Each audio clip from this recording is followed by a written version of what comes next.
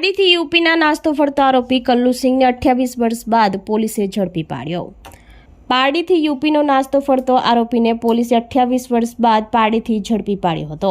Valsad એલસીબીની team પેટ્રોલિંગમાં હતી તે દરમિયાન ઉત્તર પ્રદેશના વારાણસીના લંકા વિસ્તારમાં આવેલ હેરિટેજ પ્રાઇવેટ હોસ્પિટલમાં કામ કરતા મેનેજરનું દેશી બનાવટના કટ્ટાથી ગોળી મારી હત્યા થઈ હતી। જે મામલે લંકા પોલીસ મથકે વર્ષ 1997માં કલ્લુ સિંહ ઉર્ફે ત્રિભુવન સિંહ સિદ્ર નારાયણ સિંહ વિરુદ્ધ 302-307નો ગુનો નોંધાયો હતો।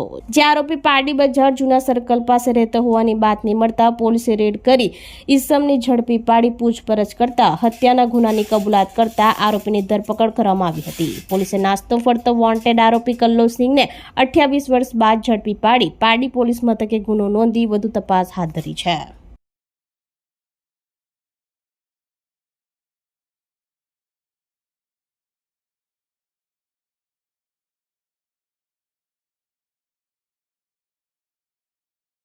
આપણી સંકલ્પ ન્યૂઝ ચેનલને સબસ્ક્રાઇબ અને લાઇક કરો, બેલ આઇકન દબાવો જેથી આવનાર ન્યૂઝ અપડેટ્સની નોટિફિકેશન આપના મોબાઈલ પર સૌથી પહેલા પહોંચે।